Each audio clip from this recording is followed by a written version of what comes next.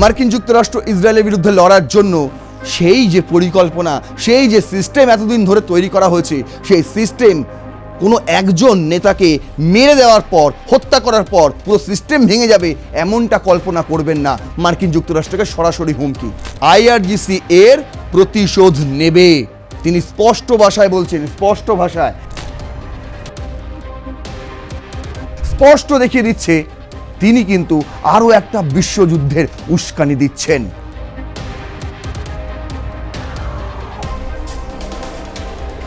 যে কোনো প্রেস কনফারেন্সে দেখবেন শুধুমাত্রই ইসরায়েল কার্ডস তিনি এসে প্রেস করছেন। তাহলে নেতানিয়াহু কোথায়? অথচ নেতানিয়াহু তিনি কোথায় আছেন সেটা কেউ বলছে না, না মার্কিন যুক্তরাষ্ট্র বলছে, না ইসরায়েল বলছে। মার্কিন যুক্তরাষ্ট্রের ভাড়াটে গুন্ডা, তার নাম হচ্ছে ম্যাথু ভ্যান ডাইক, সঙ্গে আরো 6 জন Ukrainians arrested in India by NIA. কোথা থেকে গ্রেপ্তার করা হয়েছে এনাকে জানেন? কলকাতা বিমানবন্দর থেকে। সারা জীবন এরা ভারতের পেছন দিক দিয়ে মেরে এসেছে, কারণ সামনে দাঁড়িয়ে কথা বলার সাহস মার্কিন যুক্তরাষ্ট্রের নেই। আর এবারও তাই, একই জিনিস তারা করছে। কেনই বা ডোনাল্ড ট্রাম্প নরেন্দ্র মোদীকে ফোন করতে চেয়েছিলেন? কেন বলেছিলেন কর্নেল ডগলাস ম্যাকগ্রিগর? কেন?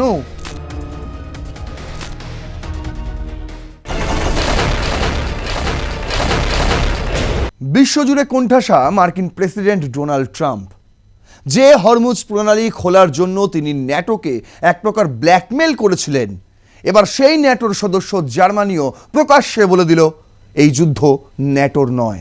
এমনকি মার্কিন সন্ত্রাস দমন শাখার অফিসার জো কেন্ট তিনিও এই মুহূর্তে পদত্যাগ করেছেন, যা সবচেয়ে বড় চাঞ্চল্যকর খবর এই মুহূর্তে মার্কিন যুক্তরাষ্ট্রে। সবাই কিন্তু একের পর এক ব্লেম করছেন ডোনাল্ড ট্রাম্পকে। যখন ন্যাটো ডোনাল্ড ট্রাম্পের পাশে এসে দাঁড়ালেন না, তখন তিনি একটি ভেবেছিলেন যে এবারে হয়তো একটু নরেন্দ্র মোদীকে ফোন করি, ইন্ডিয়ার সমর্থন চাই। কিন্তু অন্যদিকে জঙ্গি কার্যকলাপের জন্য ইন্ডিয়ার ভূমিকে ব্যবহার করতে পিছপা হচ্ছে না এই ডোনাল্ড ট্রাম্পের মার্কিন যুক্তরাষ্ট্র। একদিকে বলছে আমরা জঙ্গি ঘাঁটিগুলো খতম করছি, একদিকে যারা বলছে লেবাননে একের পর এক বাড়ি বিল্ডিং ভেঙে চুরমার করে দিচ্ছে এই ইসরায়েল এবং মার্কিন যুক্তরাষ্ট্র, এবং বলছে যে আমরা নাকি বেছে বেছে হেজবুল্লাহর জঙ্গি ঘাঁটিগুলোকেই ধ্বংস করছি। যখন একদিকে এই কথা বলছে, অন্যদিকে মায়ানমারে জঙ্গি কার্যকলাপ বাড়ানোর জন্য জঙ্গি ট্রেনিং ক্যাম্পে একদম ড্রোন অ্যাটাক কীভাবে করতে হয় সেই সমস্ত ট্রেনিং দেওয়ানোর জন্য নিজেদের ভাড়াটে গুন্ডাকে পাঠানো হয়েছে, যা ইতিমধ্যেই এনআইএর হাতে আটক হয়েছে, গ্রেপ্তার হয়েছে। এই এতগুলো কথা কেন বলছি তার কারণ প্রত্যেকটা কথার মধ্যেই কিন্তু আমি একদিক এবং উল্টো দিক দুটোই তুলে ধরার চেষ্টা করছি। একদিকে ডোনাল্ড ট্রাম্প দেখানোর চেষ্টা করছেন তিনি খুব ভালো, তিনি গোটা বিশ্বের জন্য ভালো কাজ করছেন, মঙ্গল কাজ করছেন, এবং গোটা বিশ্বে তিনি শান্তি নিয়ে আসার জন্য এই কাজ করছেন। অন্যদিকে তার যে কার্যকলাপ তা কিন্তু স্পষ্ট দেখিয়ে দিচ্ছে তিনি কিন্তু আরও একটা বিশ্বযুদ্ধের উস্কানি দিচ্ছেন।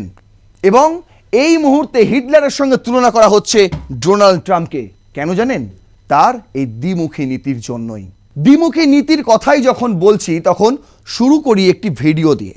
এই ভিডিওটি দেখুন, যেখানে ইসরায়েলের তরফে দাবি করা হচ্ছে যে তারা এবার খামেনির পর, মানে বড় খামেনি আলী খামেনির পর, তারা আরও 2 জন ইরানের শীর্ষ নেতৃত্ব লারিজানি এবং হোসাইমানি, এই 2 জনকে তারা হত্যা করেছে।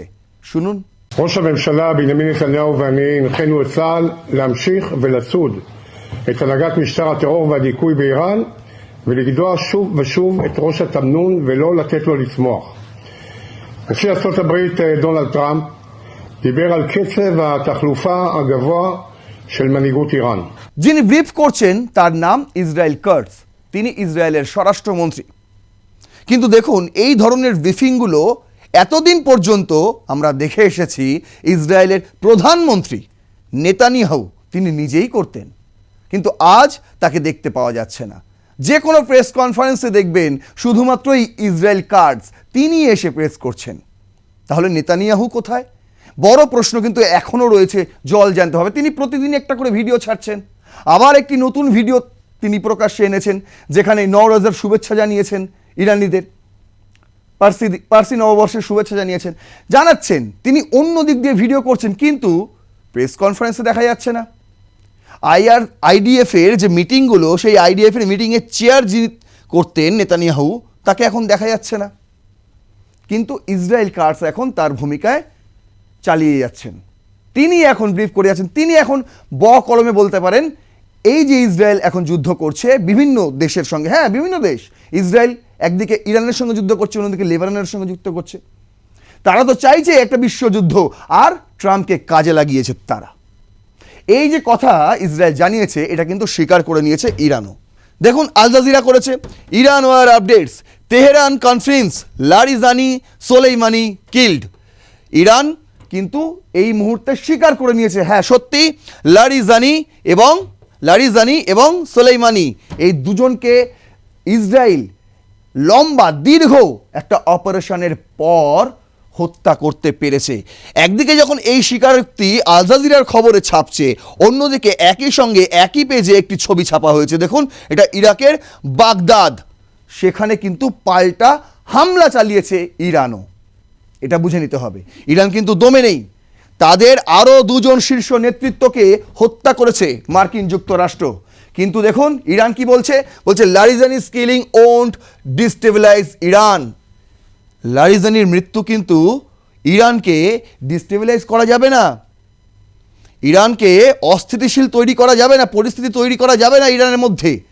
বরং তিনি বলছেন, সেজ ফরেন মিনিস্টার আরাকজি, ইনি সেই ব্যক্তি বলছেন আইআরজিসি ভোস রিভেঞ্জ, আইআরজিসি এর প্রতিশোধ নেবে। তিনি স্পষ্ট ভাষায় তিনি বলছেন, the presence or absence of a single individual does not affect the structure, the foreign minister said, adding that the assassination of Ali Khamenei had just impact on the system. তিনি পরিষ্কার ভাষায় বলছেন, কোনো একজন ইন্ডিভিজুয়ালের জন্য কিন্তু গোটা সিস্টেম থেমে যাবে না। ইরান যে প্রস্তুতি গোটা 20 বছর ধরে নিয়েছে এই মার্কিন যুক্তরাষ্ট্র ইসরায়েলের বিরুদ্ধে লড়ার জন্য, সেই যে পরিকল্পনা, সেই যে সিস্টেম এতদিন ধরে তৈরি করা হয়েছে, সেই সিস্টেম কোনো একজন নেতাকে মেরে দেওয়ার পর, হত্যা করার পর পুরো সিস্টেম ভেঙে যাবে, এমনটা কল্পনা করবেন না। মার্কিন যুক্তরাষ্ট্রকে সরাসরি হুমকি, এবং একই সঙ্গে তারা চ্যালেঞ্জ জানিয়েছে যে আইআরজিসি কিন্তু থেমে থাকবে না, এর প্রতিশোধ নেবে, ছত্রে প্রতিশোধ নেবে। আর দেখুন, তখনই নিউ ইয়র্ক টাইমসে এই ধরনের খবর উঠে আসে, যেখানে লেখা হয়, fire burned for 30 hours on aircraft carrier USS Gerald R Ford. এই হচ্ছে সেই জাহাজ, sailor sleeping on tables or the floor. কি অবস্থা নাবিকদের, প্রায় 600 জনের ওপরে বেশি সেখানে ছিল মার্কিন সেলার, এবং তাদের যা অবস্থা হয়েছে, প্রায় 30 ঘন্টা ধরে আগুন জ্বলেছে এই ইউএসএস জেরাল্ড আর ফোর্ডে। কি বলছে আরো ব্যাখ্যায়, বলছে a fire aboard the USS Gerald R Ford in the Middle East burned for over 30 hours in laundry areas. Dozens of crew members suffered smoke inhalations and around 600 sailors lost their bunks. তারা আশ্রয়স্থল পর্যন্ত হারিয়ে ফেলেছে, যেখানে তারা রাতে শোয়ে টোয়ে, সেই সমস্ত জায়গাও কিন্তু পুড়ে ছাই। বুঝতে পারছেন, 30 ঘন্টা ধরে এই আগুন আয়ত্তে আনতে পারেনি মার্কিন যুক্তরাষ্ট্র পারস্য উপসাগরে। কেন?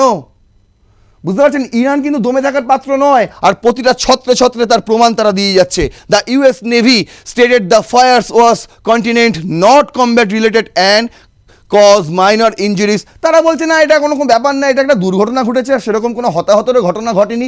হ্যাঁ, কিছু মানুষের আহত হয়েছে, কিছু নাবিক তারা আহত হয়েছে। The new York Times reported the fires impact on crew conditions and ships laundry facilities. বলছে কিছু গন্ডগোল হয়েছে, কিছু জায়গায় পুড়ে গিয়েছে ঠিকই, কিন্তু মেজর কোনো সমস্যা, ক্ষতি হয়নি। কিন্তু দেখুন, এই ছবি এখন সোশ্যাল মিডিয়ায় ভাইরাল, যেটা প্রায় দাউ করে জ্বলেছে টানা 30 ঘন্টা। আর অন্যদিকে ইসরায়েল একদিন ঘুম থেকে উঠে বলছে, আমরা খার্গ আইল্যান্ডে আমরা হামলা চালিয়ে দিয়েছি, বিস্ফোরণ ঘটিয়ে দিয়েছি। অন্যদিন তারা গিয়ে বলছে সেখানে আমরা ট্রুপ নামিয়ে দিয়েছি। একদিন এসে বলছে আমরা লারিজানিকে হত্যা করে দিয়েছি, আমরা সোলেইমানিকে হত্যা করে দিয়েছি, খামেনিকে হত্যা করে দিয়েছি। অথচ অথচ নেতানিয়াহু তিনি কোথায় আছেন সেটা কেউ বলছে না, না মার্কিন যুক্তরাষ্ট্র বলছে, না ইসরায়েল বলছে। দেখবেন যত প্রেস করছে ওই ইসরায়েল কাটস, যিনি এই মুহূর্তে স্বরাষ্ট্রমন্ত্রী, মানে নেতানিয়াহুর পরবর্তীতেই তিনি রয়েছেন, ডান হাত বলে মেনে নেওয়া হয়। নেতানিয়াহুর অবর্তমানে ইসরায়েল কাটস তিনিই কিন্তু দেশের নেতা, আর সেই কারণেই তিনি এই সমস্ত ব্রিফ করছেন, প্রেস করছেন, এবং আইডিফির যে মিটিংগুলো হচ্ছে সেই মিটিংয়েরও চেয়ার তিনিই করছেন। নেতানিয়াহুকে খুঁজে পাওয়া যাচ্ছে না, শুধুমাত্র ভিডিও প্রকাশ হচ্ছে, আর সেই ভিডিওতে নেতানিয়াহুকে দেখা যাচ্ছে কোনো পাহাড়ি অঞ্চলে কোনো কফি শপে। কেন ভাই, যুদ্ধ কি পাহাড়ে হচ্ছে না কফি শপে? ঠিক আছে, এই প্রশ্নের উত্তর আমি আসছি, বিস্তারিত দেব। তার আগে আপনারা দেখুন, দ্য ওয়াল স্ট্রিট জার্নাল করেছে যে মার্কিন যুক্তরাষ্ট্র থেমে নেই। ওই যে 30 ঘন্টা ধরে চলেছে তাদের ইউএসএস জেরাল্ড আর ফোর্ড, তার বদলা নিয়েছে। দেখুন বলছে US drops 5,000 pounds bombs on Iranian missile sites near Strait of Hormuz। এখানেও দ্বিচারিতা। দেখুন বলছে এখন নতুন করে 5,000 পাউন্ড বোম ফেলা হয়েছে কোথায়, ইরানিয়ান মিসাইল সাইডে, যেটা একদম স্ট্রেট অফ হরমুজের কাছাকাছি এরকম একটা জায়গায়, যেটা ইরানের মিসাইল সাইটস ছিল, যেখান থেকে মিসাইল লঞ্চ করা হতো, এরকম একটি জায়গায় নাকি ব্লাঙ্কার ব্লাস্ট করা হয়েছে এই ধরনের বোম দিয়ে। বুঝতে পারছেন? অথচ কিছুদিন আগে, মাত্র 1 সপ্তাহ কাটেনি এখনো, ডোনাল্ড ট্রাম্প তিনি দাবি করেছিলেন কার সঙ্গে যুদ্ধ করব, যুদ্ধ তো ওভার, খালি একটা দেশ তৈরি করার কাজ চলছে। কেন? তার কারণ তিনি বলেছিলেন যে দেশের সঙ্গে যুদ্ধ করব তার তো কিছুই নেই, না আছে নৌবাহিনী, না আছে একটা মিসাইল লঞ্চার সিস্টেম, না আছে এয়ার ডিফেন্স সিস্টেম, সবই তো ভেঙে চুরমার করে দিয়েছি, একদম গুঁড়িয়ে দিয়েছি, মাটির সঙ্গে মিশিয়ে দিয়েছি। তারপরে কেন নতুন করে এই ধরনের দাবি করতে হয় ভাই?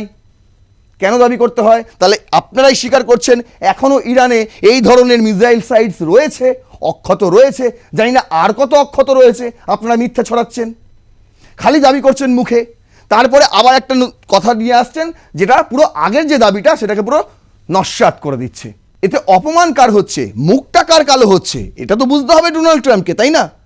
একবার এসে তিনি বলছেন যে আমরা আহত করে দিয়েছি, কোথায়, কাকে? মোস্তফা খামেনিকে আহত করে দিয়েছি, তার অঙ্গহানি হয়ে গেছে।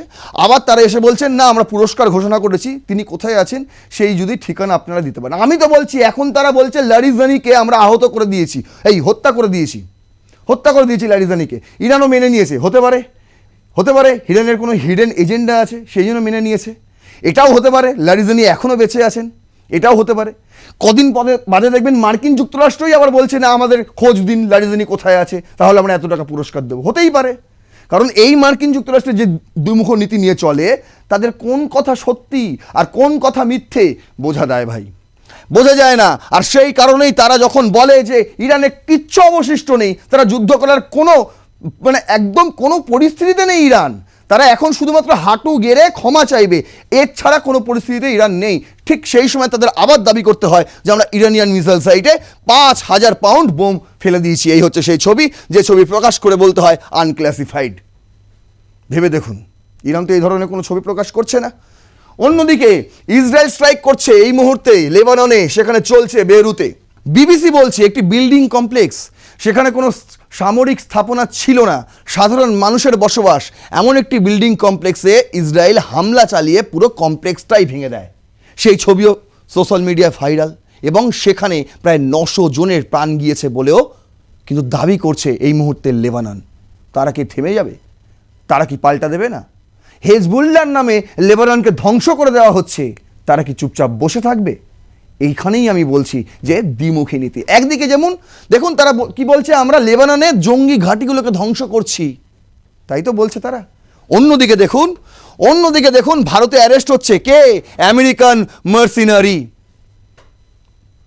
মার্কিন যুক্তরাষ্ট্রের ভাড়াটে গুন্ডা, তার নাম হচ্ছে ম্যাথু ভ্যান ডাইক, সঙ্গে আরও 6 জন Ukrainians arrested in India by NIA। কোথা থেকে গ্রেপ্তার করা হয়েছে এনাকে জানেন? কলকাতা বিমানবন্দর থেকে গ্রেপ্তার করা হয়েছে এই মার্কিন ভাড়াটাকে। এর কাজ কি ছিল দেখুন, বলছে 6 Ukrainians and US citizens have been arrested by the NIA for entering restricted areas in Mizoram, crossing into Myanmar and engaging with insurgent linked groups. The anti-terror agencies has alleged that the group had plans to train militants and supply weapons including drones in suspected cross-border terror network. এই যে 7 জন arrest হয়েছে, তাদের কাজ কি ছিল? তাদের কাজ ছিল, তারা ঢুকেছিল অ্যাকচুয়ালি পর্যটন ভিসা নিয়ে।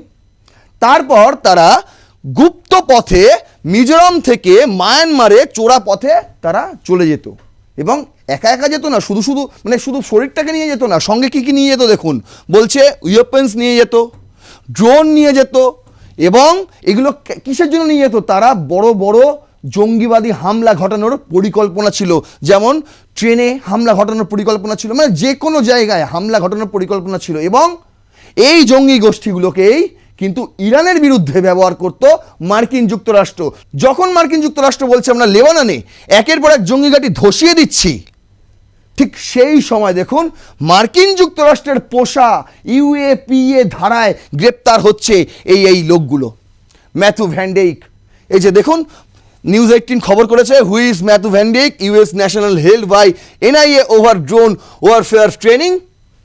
তারা ড্রোন ওয়ারফেয়ার ট্রেনিং দিত মায়ানমারে গিয়ে, আর ব্যবহার করত ভারতীয় ভূখণ্ড, ভারতীয় ভূখণ্ডকে ব্যবহার করা হতো, এবং চোরা পথে ভারত থেকে মায়ানমারে যাওয়ার বন্দোবস্ত করেছিল, পুরো পরিকল্পনা সেরে ফেলেছিল।